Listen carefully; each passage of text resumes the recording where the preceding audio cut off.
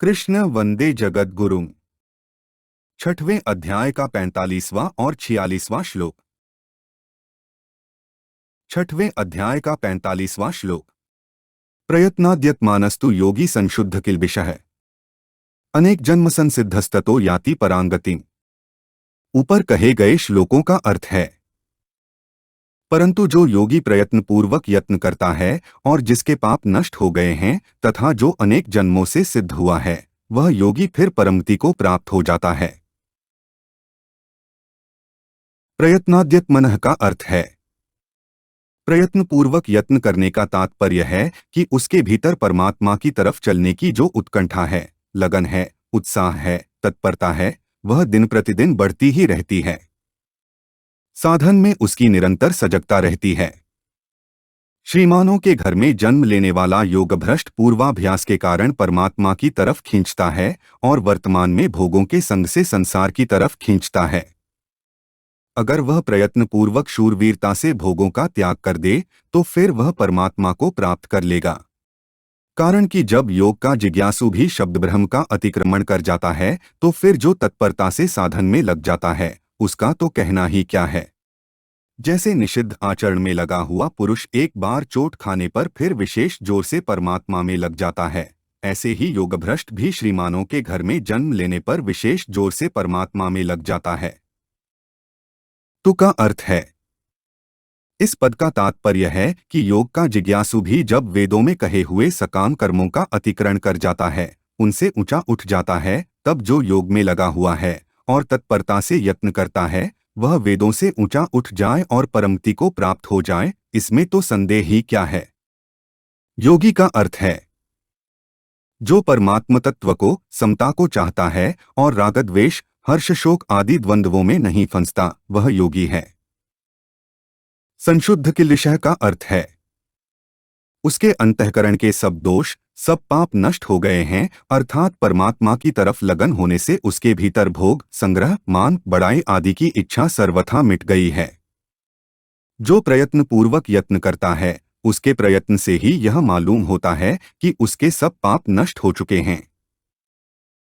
अनेक जन्म संसिद्ध का अर्थ है, पहले मनुष्य जन्म में योग के लिए यत्न करने से शुद्धि हुई, फिर अंतस्मय में योग से विचलित होकर स्वर्ग आदि लोकों में गया तथा वहां भोगों से अरुचि होने से शुद्धि हुई और फिर यहाँ शुद्ध श्रीमानों के घर में जन्म लेकर परमात्म प्राप्ति के लिए तत्परता पूर्वक यत्न करने से शुद्धि हुई। इस प्रकार 3 जन्मों में शुद्ध होना ही अनेक जन्म संसिद्धि होना है। ततो याति परां गतिम का अर्थ है, इसलिए वह परमति को प्राप्त हो जाता है। तात्पर्य है कि जिसको प्राप्त होने पर उससे बढ़कर कोई भी लाभ मानने में नहीं आता और जिसमें स्थित होने पर भयंकर से भयंकर दुख भी विचलित नहीं कर सकता, ऐसे आत्यंतिक सुख को वह प्राप्त हो जाता है। छठवें अध्याय का 46वां श्लोक। तपस्विभ्योऽधिको योगी ज्ञानिभ्योऽपि मतोऽधिकः कर्मिभ्यश्चाधिको योगी तस्माद्योगी भवार्जुन। ऊपर कहे गए श्लोकों का अर्थ है, सकाम भाव वाले तपस्वियों से भी योगी श्रेष्ठ है, ज्ञानियों से भी योगी श्रेष्ठ है और कर्मियों से भी योगी श्रेष्ठ है, ऐसा मेरा मत है। अतः हे अर्जुन, तू योगी हो जा। तपस्विभ्योऽधिको योगी का अर्थ है, रिद्धि सिद्धि आदि को पाने के लिए जो भूख प्यास, सर्दी गर्मी आदि का कष्ट सहते हैं वे तपस्वी हैं। इन सकाम तपस्वियों से पारमार्थिक रुचि वाला, ध्येय वाला योगी श्रेष्ठ है।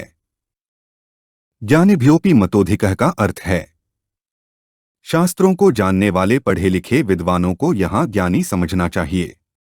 जो शास्त्रों का विवेचन करते हैं, ज्ञानयोग क्या है, कर्मयोग क्या है, भक्तयोग क्या है, लययोग क्या है, आदि आदि बहुत सी बातें जानते हैं और कहते भी हैं, परंतु जिनका उद्देश्य सांसारिक भोग और ऐश्वर्य है, ऐसे सकाम शब्द ज्ञानियों से भी योगी श्रेष्ठ माना गया है।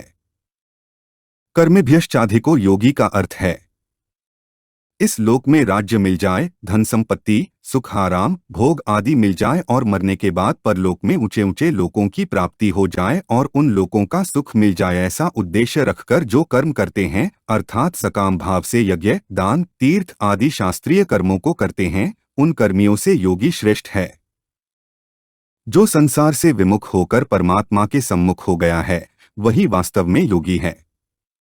ऐसा योगी बड़े बड़े तपस्वियों, शास्त्रज्ञ पंडितों और कर्मकांडियों से भी ऊंचा है, श्रेष्ठ है। कारण कि तपस्वियों आदि का उद्देश्य संसार है तथा सकाम भाव है, और योगी का उद्देश्य परमात्मा है तथा निष्काम भाव है। तपस्वी, ज्ञानी और कर्मी इन तीनों की क्रियाएं अलग अलग हैं, अर्थात तपस्वियों में सहिष्णुता की, ज्ञानियों में शास्त्रीय ज्ञान की अर्थात बुद्धि के ज्ञान की, और कर्मियों में शास्त्रीय क्रिया की प्रधानता है। इन तीनों में सकाम भाव होने से ये तीनों योगी नहीं हैं, प्रत्युत भोगी हैं। अगर ये तीनों निष्काम भाव वाले योगी होते तो भगवान इनके साथ योगी की तुलना नहीं करते, इन तीनों से योगी को श्रेष्ठ नहीं बताते। तस्माद्योगी भवार्जुन का अर्थ है, अभी तक भगवान ने जिसकी महिमा गाई है उसके लिए अर्जुन को आज्ञा देते हैं कि हे अर्जुन, तू योगी हो जा, रागद्वेष से रहित हो जा, अर्थात सब काम करते हुए भी जल में कमल के पत्ते के तरह निर्लिप्त रह। यही बात भगवान ने आगे 8वें अध्याय में भी कही है। योगयुक्तो भवार्जुन।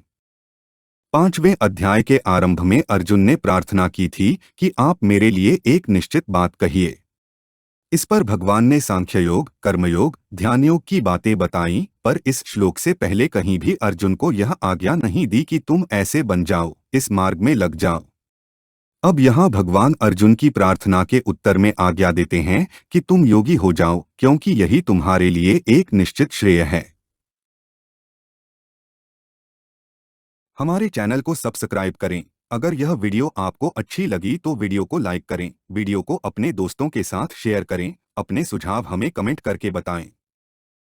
जय श्री कृष्णा।